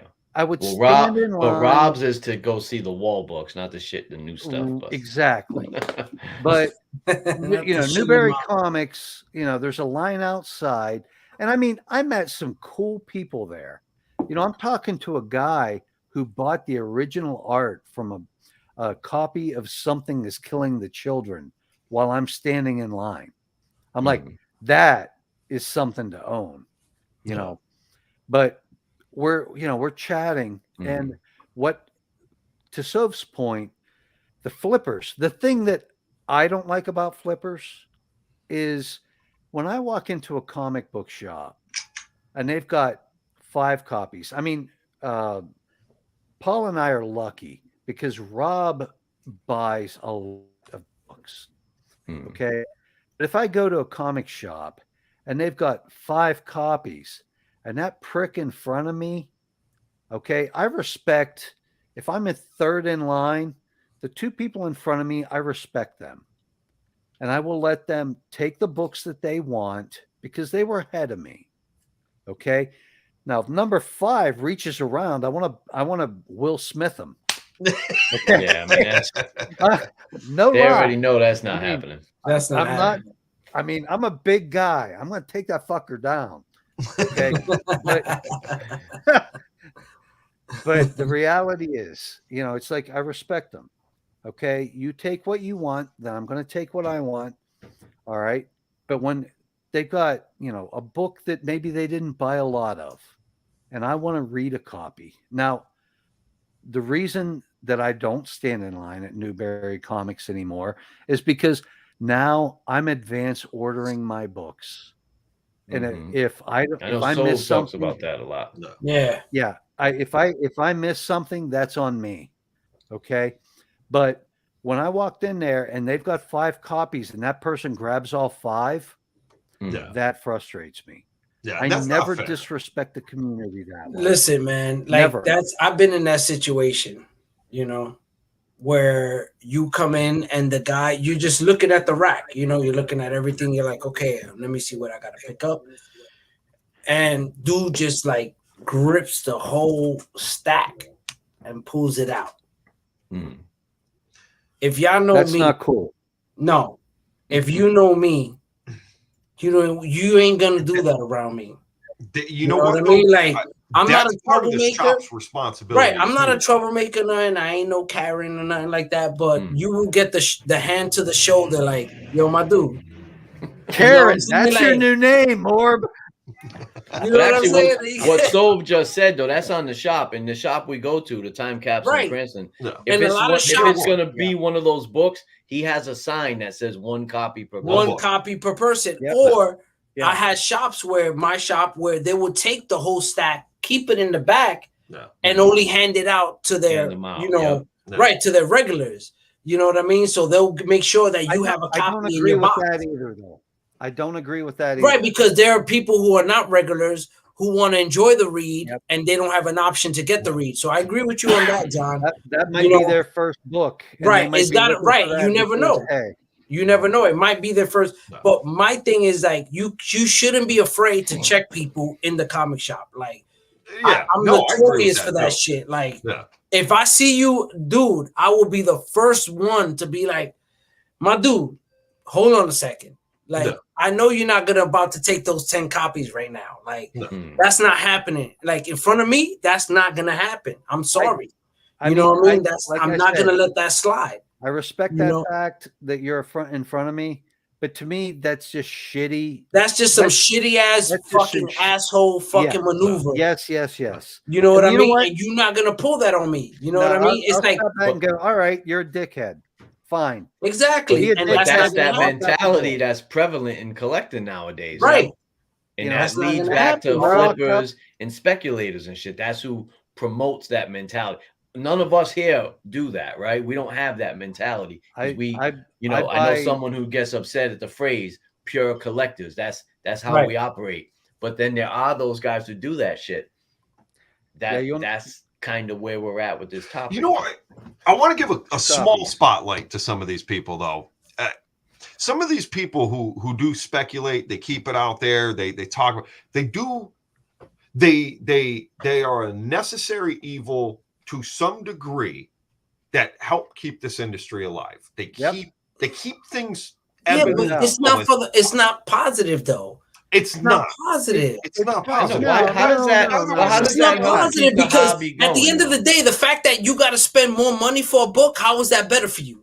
Hmm. You know what I mean? These people are raising prices. Was not good for the music industry, Right? But he kept things moving. Yeah, It's just this is the hard part. This is the hard part for us. You said, "How's that better for you?" Okay. Yeah, I get that. That was individualized. No, I get that. I get that. Okay. You know, I meant as a collector. What I'm someone saying who is, just wants the book. That's what I meant. Those guys that are out there and they're flipping books. I don't hate them. I don't hate them. What about like exactly, they said, Michelle? There's people out there that are making a living. I had to give money to a guy today because he threw he needed work done on his car. It's like some guys are living, paycheck to paycheck. I'm not in that position. And if they're out there and this is how they're making money, you know what? I can't fault them for that. So it's like, it's part of the whole thing, and that's the hard part because you know what? In a perfect world, I've been doing this since 1978. You know what? In 1978, I could buy a mint ASM #1 for $400. I could buy but that's not the way things are now. Right. Okay. Right. Whether it's stocks, whether it's cars. I mean, the truck I was talking about selling earlier, I want to go buy a new vehicle. I drive a Jeep, a 2011 Jeep. Okay. And it's got 140,000 miles on it. And I'm going to drive that thing till the wheels fall off of it. Why? Because cars are awful investments. But I sit there and I go to the dealership and I go to replace the vehicle with what I want is $60,000, $70,000. And Paul knows taxes in Rhode Island. This is why I'm looking at a house. We got our bill coming. This is why I'm looking at a house in New Hampshire. I'm next door to Connecticut if you want to talk about taxes. Yeah. I mean, we're the worst. New England in general. Okay. Yeah. And that's why I'm looking at Although what I found out, was it last weekend? I already forget. Was it 2 weekends ago in New Jersey? Last weekend, right? Last weekend. I'm fucking losing my mind. What I found out driving to New Jersey and back, they got so many fucking tolls that it's insane. I mean, every road you go on, every highway I was on was $5 or $6 to go back, come back, and it's like, dude, take the Tappan Z. Dude, don't even matter. Like for me to go to work monthly, I'm paying close to $300 a month on Easy Pass. That's tough. $300 fucking a month on Easy Pass. Rhode Island, they put all the fucking electronic tolling up, and it's just for trucks at this moment. Yeah. But John probably knows, which is why he's trying to get out. And what I already know, eventually that's just going to be passenger cars too. Yep. Once they decide that that's not bringing in enough revenue, that's the next step. The Mass Turnpike was supposed to be a temporary thing. Yeah, oh yeah. All tolls. Those tolls never came down, ever. They never came down. But to go back to Rage is right. Yeah. Okay. I always do this. I preach on spec, but I do flip my PC and I fund other collections. Yeah, because Rage, you do it different. Listen, Rage is different. He's got a whole #1, man. Listen. Serious. Listen. I'm gonna speak for Rage because I know Rage personally. We speak a lot. Rage, you gotta understand. Rage is cutting the line. You know what I'm saying? You understand what I'm saying? Rage is cutting the line, meaning that when he started collecting as a young child, then he stopped and then came back again later on in his years. So he doesn't, to try to like collect every issue, collect every run, that's not feasible for Rage. You know what I mean? And as a seller, I respect, and that's one of the things as a seller and somebody who moves books, I respect Rage because Rage doesn't give a fuck. Rage will tell you to your face when other people would try to fucking downplay it. Rage is like, no, man. Like, if I have this, I'm trying to move this motherfucking book.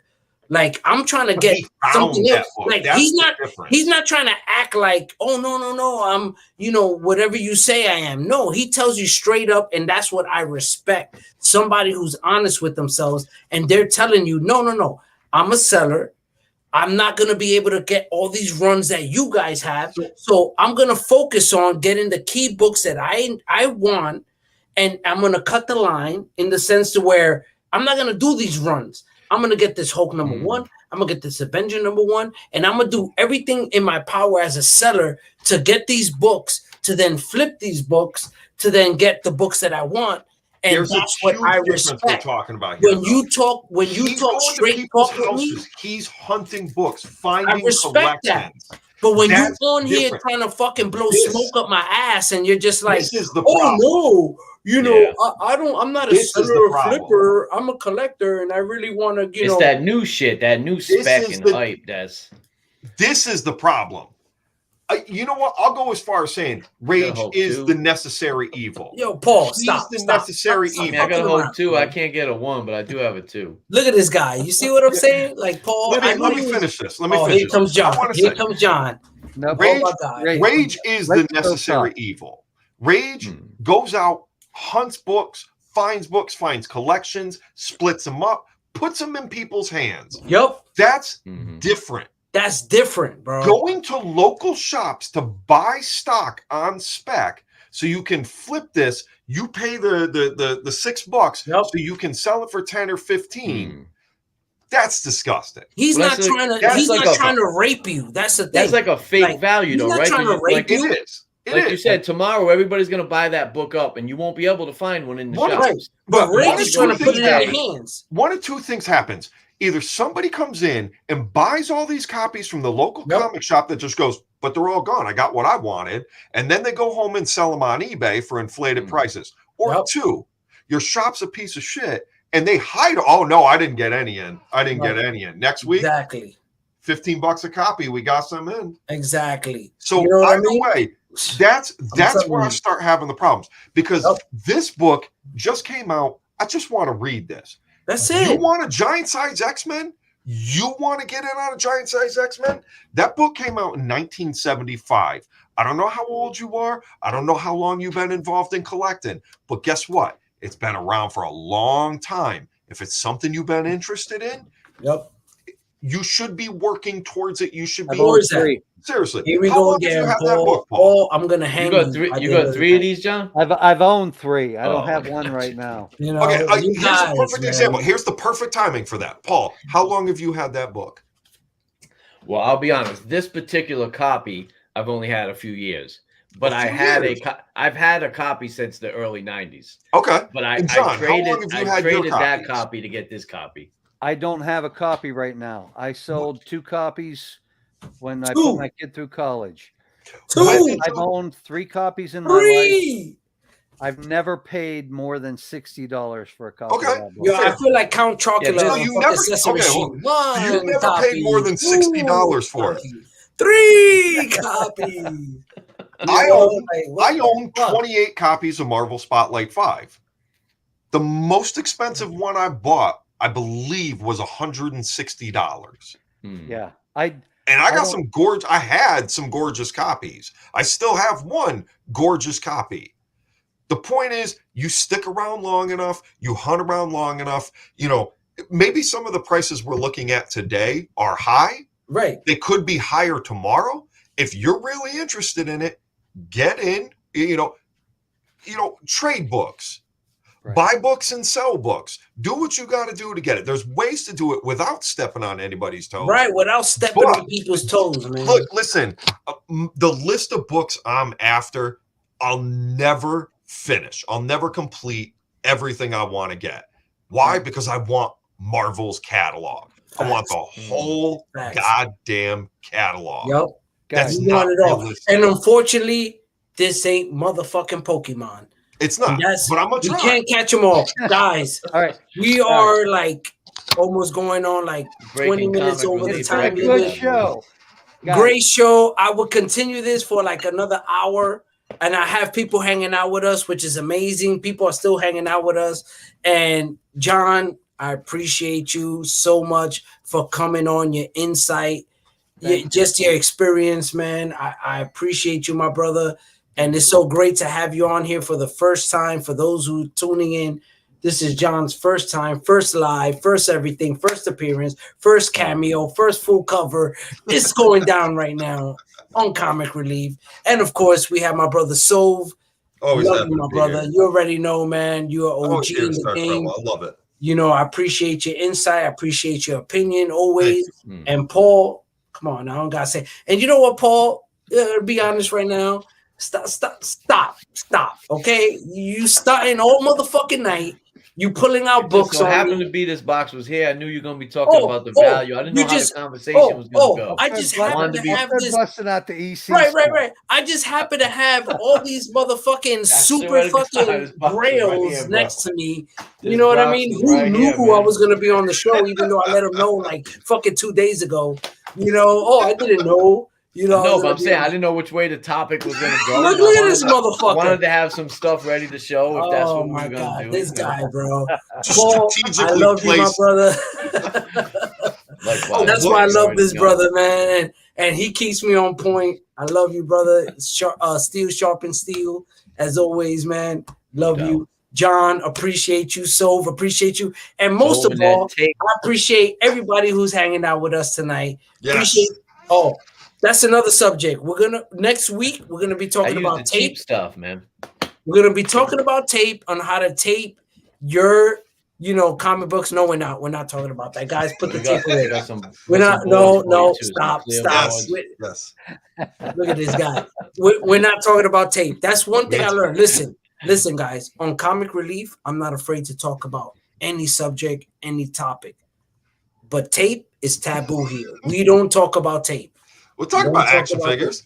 Yeah, we need an action figure episode. You know what? Right here, we really do. We really do. Because I got like 1,000 of them behind me. You know what I mean? Like, they don't even know. That's dope right there. With the helmet. With the helmet on, bro. My son, where's Justin? Let's get the Legos out. Let's do it, son. We're Justin. I'm down to talk some action figures in comics, action figures related to comics. We can do that, man. I'm very fond of my Build-A-Figure Wendigo. Nice. Morb's got the full OG. I saw him in person. The G.I. Joe collection. All mine are upstairs in glass cases. That's what started it all for me, right there. G.I. Joe. Man, you name it, I got that motherfucker. You name it, I got him. Remember barbecue? I got barbecue. I got them all, bro. Scheme has got the G.I. Joes that I get. No. Scheme, listen. Scheme is not allowed in this, okay? Scheme is not allowed in this episode where we talk about toys, because if I allow Scheme in this episode, he'll pull we will not be talking. I will sit in awe. It would just be a Scheme show. Shit that I owned, he has. Shout out to Scheme. There's a reason why he's called the Nostalgia King, because he is the king of nostalgia. He has it all, brother. This guy got the 1978 Death Star for fucking Star Wars. Like, this guy, like, in the box. He still has it in the motherfucking box. Crazy. Like, I'm done. It's a wonderful thing. I'm done. But guys, thank you so much. I appreciate everybody who was still in the chat. Thank you guys. Nice Shout out to everybody who's catching the replay. Talking to you, Morb. Definitely, John. I appreciate you. So, Paul, thank you so much. And John, it was amazing, man, to finally meet you, man, in person and talk to you. Amazing, brother. Thank you so much for all the information, all the stories. It was a blessing. And I hope you guys listen, man, because we got a lesson today. Soak in this knowledge. Exactly, man. But salute to you guys once again. Thank you so much. Shout out to everybody. And you know what? We out of here, man. I need a drink, man. Bro, look at me. No, we. I need three yet, though. We all got to get a drink right now. Salute, man. Enjoy the rest of your day.